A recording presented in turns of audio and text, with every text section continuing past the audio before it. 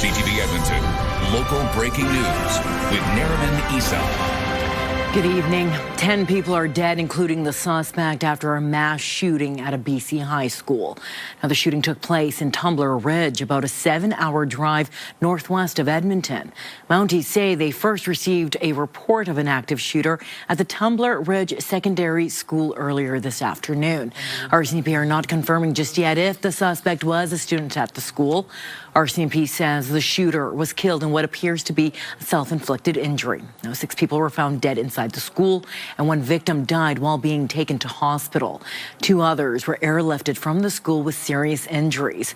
2 more victims were found dead inside a home police believe is connected to the incident. Now, this is a developing story, and we will have the latest tomorrow on CTV News. Half a decade after police officers were pulled from Edmonton schools, they are back to mostly positive reviews. Now, the school resource officer program is expanding. A report presented to the Board of Trustees says it's been well received by students, staff, and families. Now, many students said the program made them feel safe, secure, and protected. A small group said it made them feel intimidated and uncomfortable.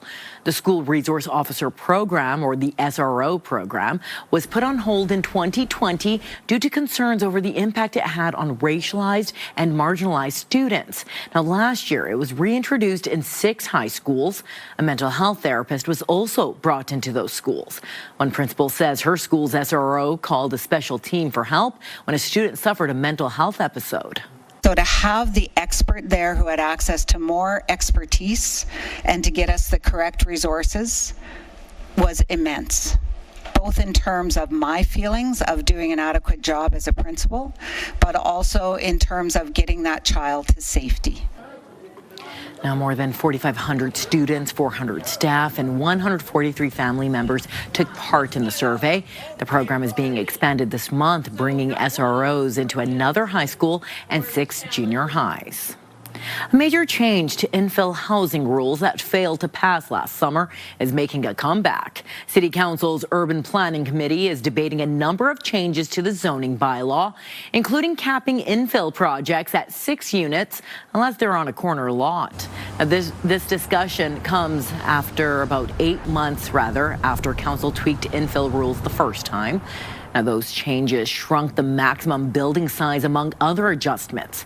They didn't go far enough for some of the dozens of people who spoke to councillors this time around. The main problem is not height, and it's not dwellings, it is massing and building volumes. Some of these plexes are, let's face it, butt ugly, even to my undemanding eye. More distressing than that, those that I've seen appear to be dysfunctional as homes for real people.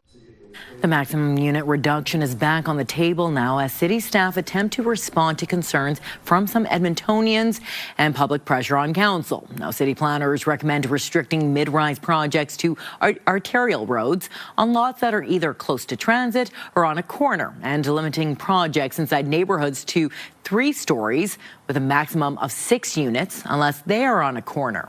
Many councillors campaigned on that unit cap, including Mayor Andrew Knack. Now, the mayor believes overbearing building size is the biggest infill issue.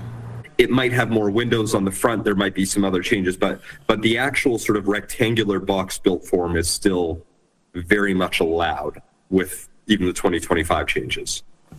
Correct. Now, public speakers suggested a number of adjustments. Those range from shrinking building sizes further to requiring parking spaces to overhauling the whole zoning bylaw. Now, it was an anticlimactic end to this 2-day meeting. Councillors questioned city staff for a few hours on the finer points of zoning rules, and a decision on what comes next could possibly be discussed next week. Police are stressing roadside safety after 3 people pulled over with broken down vehicles have been hit and killed over the past year. RCMP say the side of the highway isn't a safe place to be under any circumstances. CTV's Connor Hogg has more. It's not uncommon to see vehicles parked on the side of the Anthony Henday. RCMP say it's more dangerous than you may think. A man died on the side of the Henday Sunday. RCMP say he was hit by a Jeep Grand Cherokee while he was attempting to help a woman change a flat tire. The reality is the side of the road's a dangerous place, and we can do whatever we can to mitigate the risk, but the risk is always going to be there. Sunday's tragedy follows a similar one in January, where a man was killed after his car broke down on the side of the Henday and was hit from behind by a pickup. Last June, a man was killed by a semi-truck stopped on the shoulder of the Whitemud. Corporal Troy Savinkoff says the hazards of the side of the highway are well known to police, construction crews, and tow truck drivers, less so to the general public. You're kind of trusting that everybody going by you at that time isn't drunk, isn't distracted, isn't tired from whatever they were doing last night. Just that little shortcut can be the difference between life and death. Driving instructor Raj Bajwa says if you find yourself with a flat or some engine trouble, don't panic and try your best to get off busy roads. This is when I would be putting out those pylons, okay, and keeping my hazards on. Bajwa says other drivers should leave enough visible space in front of them to change lanes and avoid vehicles that are stuck. You should be planning 25 to 30 seconds ahead so you can make that lane change and go by it safely. RCMP recommend pulling as far as you can from the white line. And if you feel nervous sitting in your vehicle, get out and move further away from traffic. Pull over as much as you can. If that means putting yourself onto the grass, if you can safely do that, do that. Put emergency lights on, put out cones, other visual references to tell people that are hopefully paying attention that there's some obstruction up ahead. Police say that while following their advice helps avoid danger, that danger is always there. Connor Hogg, CTV News, Edmonton. Edmonton police say the death of a woman found dead after a house fire yesterday is now considered a homicide. Police say fire crews responded to a house fire near 93rd Street and 105th Avenue at about 5:30 in the morning. Firefighters found a woman's body inside the home. An autopsy was performed today. Edmonton police aren't saying how the woman died. She has not been identified. Travelers are scrambling to get home from Cuba after Canadian Airlines started cancelling flights yesterday because of a jet fuel shortage. CTV's Amanda Anderson spoke with an Edmonton group trying to return. Our flag. A group of 5 friends from Edmonton arrived in Cuba last Wednesday. To come here and enjoy the weather and have a vacation. Hazim says everything about their vacation was normal until a few days ago. A notification came their scheduled flight home was cancelled. Everybody is under stress. They don't know what's going to happen. Canadian Airlines, including Air Canada, WestJet, and Air Transat, suspended flights to the island after Cuban aviation officials said jet fuel would no longer be available. I've been doing this for 15 years. I've never seen something come out saying that, oh, we may not have enough fuel for the planes. Travel agent Haidar Elmay says airlines are working to send empty planes to pick up Canadians still in Cuba. And if you do get a cancellation notice, don't panic. Even in the cancellation notice, it'll say, give us a few hours and we're going to update you again with the next available flight. So absolutely, it's really a scary thing to see when you see your flight get canceled, but know that there's a lot of people behind the scenes that are really working hard to get those notifications out. He says hundreds of Edmontonians had vacations booked to Cuba. Season's over for Cuba. So anyone that's booked to Cuba for this season is going to get a full refund from the airline or the supplier. Elmay says for a country already struggling with fuel and food shortages, losing the tourist season will hit hard. Biggest people affected by this are the Cubans themselves. I had a nice vacation, but on the other hand, I'm so sorry for Cuban people, because they don't have much in their hands. Hazim and her friends are now headed back to Canada. Late this afternoon, she says they boarded the flights sent to bring Canadians home. Amanda Anderson, CTV News, Edmonton.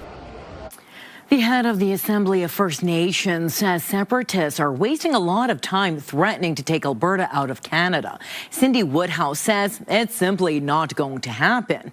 Those words come as polling suggests the vast majority of Albertans want to remain in Confederation, and members of Alberta's government won't reveal where they stand. Here's CTV's Tim Brooke. A resounding message from First Nations groups on Tuesday. If you vote to separate from Canada, you can't take the land with you. The National Chief says separatists can leave Alberta, but they can't have treaty lands. They can take the dirt that maybe their ancestors brought with them under their fingernails when they came over here from other places, because that's the only piece of land that they're going to take. It's the latest barb in a long-standing back and forth between those who want the province to leave and those who don't. Alberta's last premier falls squarely in the latter camp. For me, this is personal, and I think it is for a lot of Albertans too, including Albertans who really do believe we've gotten a raw deal and believe in a strong province. Jason Kenney also believes it's time for stronger messaging from those in charge. And the fact that you apparently have a large and growing number of people in that party who are trying to turn it into a separatist party is, I think, troublesome. And I think that this is not something where you can be half pregnant. CTV News emailed every UCP MLA to ask if they've signed Alberta's separation petition. Not one returned our message. And the Premier is still repeating the party line, saying she's working with Ottawa to address Alberta's problems. If she's saying she wants a sovereign Alberta and united Canada, it sounds like she is giving everybody what they want. For one Conservative Calgary MP, it's a complicated crossroads. I refuse to have it just be framed as, one side versus the other. I think that that's really problematic. Michelle Rempel-Garner says she has vocal constituents on both ends of the separation spectrum.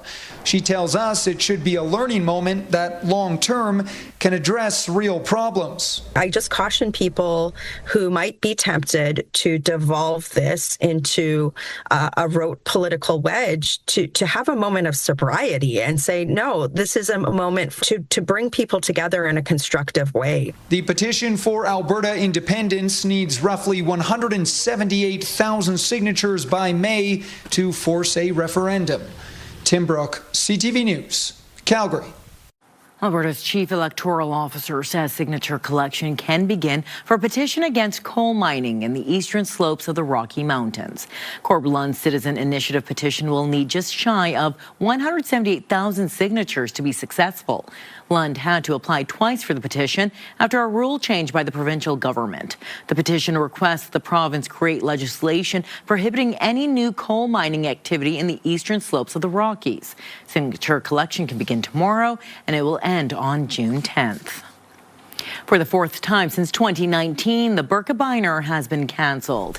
Birkie organizers say the warm weather has ruined the cross-country ski trails this year.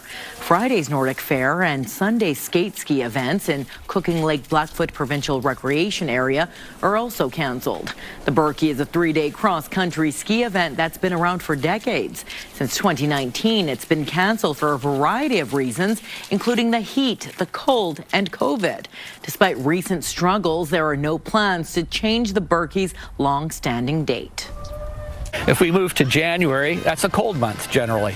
And cold is just as big a safety issue as deficient trails. So, consideration around that has happened. It's probably happened since day one, since 1985. Now, organizers say the Barney Birkie family ski event is still happening at Edmonton's Nordic Ski Club on Sunday.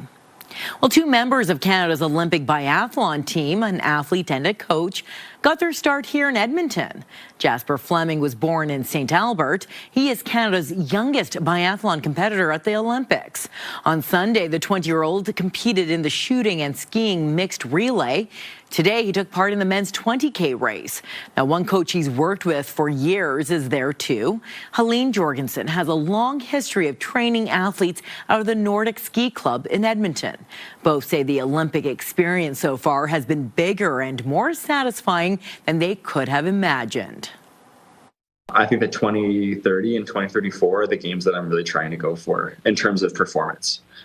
So right now I'm just a baby in the sport. In the terms of World Cup racing, I think that this is just a great experience for me. I do think it's a very big moment for myself too as a coach. It's a big milestone in my coaching career. I worked really hard to get to this point. Now, there's more biathlon action coming up for Canada with the women's 15-kilometer final tomorrow and the men's 10-kilometer sprint on Friday. Well, coming up next, a $10 billion development in Olds has the town divided. The second largest power generation facility in Alberta is going to be next to well over 1,000 residents, families, children, senior citizens. Good evening, folks. Another warm one today, 7.7 for a daytime high. We'll round that up to 8, and it looks like we'll be in the same ballpark tomorrow and Thursday and Friday. Finally, some cooler air starts to drop in through the weekend and next week. We'll talk more about that in just a few minutes. Programming brought to you by James H. Brown Injury Lawyers, the heavy hitters of injury law. A proposed $10 billion data center and natural gas plant is dividing people in Olds. Now, the town of Olds supports the data center, but the company still needs to pass provincial environmental regulations for it to go ahead. As CTV's Tyson Fedora reports, the speed at which this project is moving has some concern.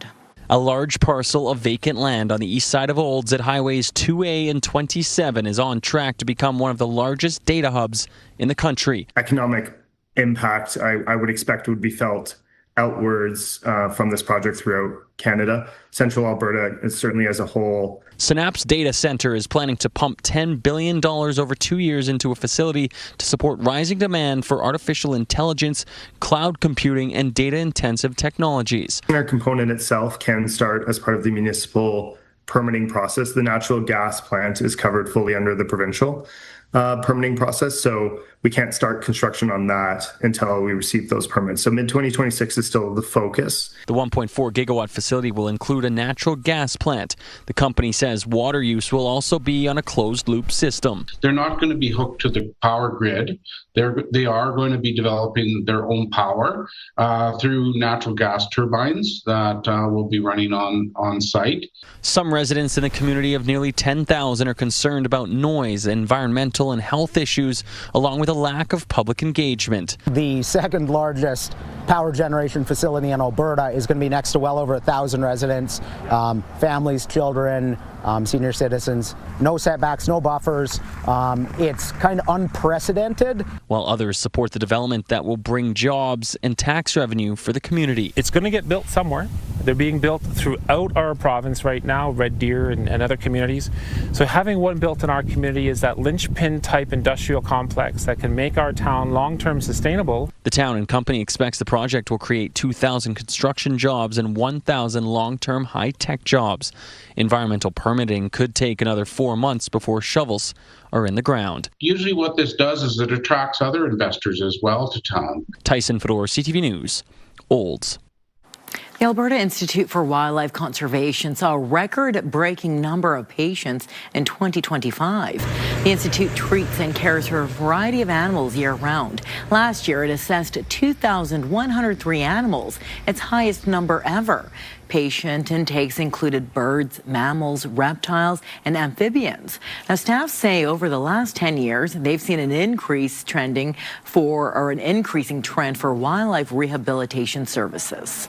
We've only ever passed 2,000 patients once before, and that was back in 2020. And even then, we were still over 30 patients higher than we were that year. Compared to 2024, we were over 300 more patients than we had the previous year. So we just, we're running around like crazy this year, taking care of all these animals. Many animals require specialized and costly care. The Institute relies solely on donations and grants. Well, doorbell and dashboard cameras captured a fireball that fell from the sky early this morning west of the city. Anyone up this morning would have seen something bright crossing our western sky. That was a bright meteor, sometimes called a bolide or a fireball. We don't know exactly if this one may have come down anywhere, but if it did, you might be able to find a little black rock sitting on top of the snow somewhere. Frank Florian with the TELUS World of Science in Edmonton says you might be searching for a while. He says if the little black rock hit the ground, it could be a few hundred kilometers away. The Black Keys are coming to Edmonton this summer as part of a world tour.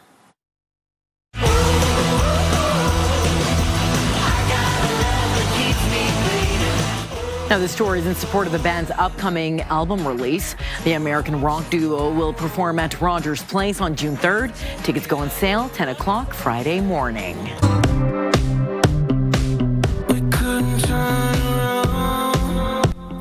Post Malone has added another Edmonton show to his stadium tour. He will take the stage at Commonwealth for a second night in a row on July 25th, along with Jelly Roll and Carter Faith. Tickets are now on sale. Well, some little line dancers are celebrating the upcoming Lunar New Year in a very Alberta way. Oh my God. Yes, that is the Cadillac Ranch as performed by the group Hung Mon, based here in Edmonton. Now, this was recorded over the weekend at the Not Your Average Lunar New Year banquet. The banquet was Western themed. Well, still to come, can you move like an Olympian? One influencer tries to find out. I think the whole purpose of the series obviously is one, to have fun, but two is to really showcase how amazing these Olympians are. Programming brought to you by Leading Ladies of Broadway with your Edmonton Symphony Orchestra. Learn more at winspearcenter.com. Welcome back. -5, your morning low. This has been the case for pretty much all of February so far. Your morning lows have been on par with the average daytime highs for this time of year. The actual daytime highs, 12 degrees above average today, just 2 degrees off the record of 10, which goes all the way back to 1889. Script is going to get flipped next week. We're going to see temperatures not just back to average, but colder than average by the mid to the end of next week. Some more snow in the forecast as well for next week. Clouds are clearing through tomorrow morning. We'll get sunshine for most of the daytime hours tomorrow and again on Thursday. A little cloudier here tomorrow in east central, northeastern Alberta and in through northwestern sections. That cloud again through the nighttime slides through the Edmonton area before breaking, giving us some sunshine for most of the day on Thursday. Temperatures tomorrow should be around -6 in the morning here in Edmonton and Jasper, -8 to -10 range for eastern Alberta. A little colder there in high level at -20. We'll see mornings in the -20s by the middle to the end of next week here in the Edmonton area. 2 degrees in Fort McMurray, somewhere in that 2 to 4 degree range. Fort McMurray, Lac La Biche, Cold Lake, same for the Peace Country. A little warmer in Edson, Hinton, should be about 6 or 7 for a daytime high. Whitecourt as well, about 5 or 6 degrees. Red Deer east towards Lloydminster, and mostly cloudy and about 4 in Jasper tomorrow. Here in the city, 7 or 8 for daytime highs, light wind, and again, you're in that -5, -6 range for morning temperatures. A little bit of a cool down for the weekend. That's still not bad, though. 3 degrees on Saturday. Slight chance of some flurries in the morning. That doesn't amount to anything if we get anything at all. 1 on Saturday and then -2 Monday. I think Tuesday, Wednesday, that chance of snow could be several centimeters of snow. And by the end of next week, we're in the -10 to 15 range for highs. And mornings are in the -20s. So enjoy the warm weather. Well, at last, we're in the last week of the warm spell. That is your forecast. Well, you may be watching the Winter Games from home, wondering if you could do what some of Canada's athletes are. As CTV's Jessica Smith reports that one content creator is trying to answer that question. Ice dancing or downhill skiing is my forte. Ice skating? Maybe singles, yeah. Because every time I partnered with someone, that's where I get confused or I'll trip over them. Yeah. So just singles, I think it's possible. To answer the question how the average Joe or armchair athlete would stack up against an Olympian, Toronto content creator Simona Stallone decided to take on the challenge. There's a lot of hard work that goes into making something look effortless, and the purpose of this is the comedic twist of this is to showcase that in probably one of the most extreme kind of experiments, but I'm here for it. I commit to the bit, and I'm doing it for the plot. Stallone created a social media series called the Out of Shape Olympics during the 2024 Summer Games, trying over 20 sports. Now she's back trying her hand at the Winter Games. I think the whole purpose of the series obviously is one, to have fun, but two is to really showcase how amazing these Olympians are. This is Ewan. How's it going? Ski Patrol. During every attempt, safety precautions are taken, reaching out to professionals in each sport she tries. I reached out to Mount St. Louis. I was like, hey, this is my idea. This is what I want to do. They were super receptive, and they were very excited to be a part of it. But at the end of the day, they're like, hey, we're going to assign a ski patroller with you the entire day. The hardest Winter Games sports she's tried so far. I did do bobsledding, and I did do skeleton. And skeleton was the scariest thing I've ever done in my life. But her favorite, a Canadian classic. Oh my gosh, I love curling so much. I never expected to like it that much. I went in really with no expectations. What a sport. Showing that no matter what place an Olympian finishes in, their hard work and dedication are a testament to their incredible skill level.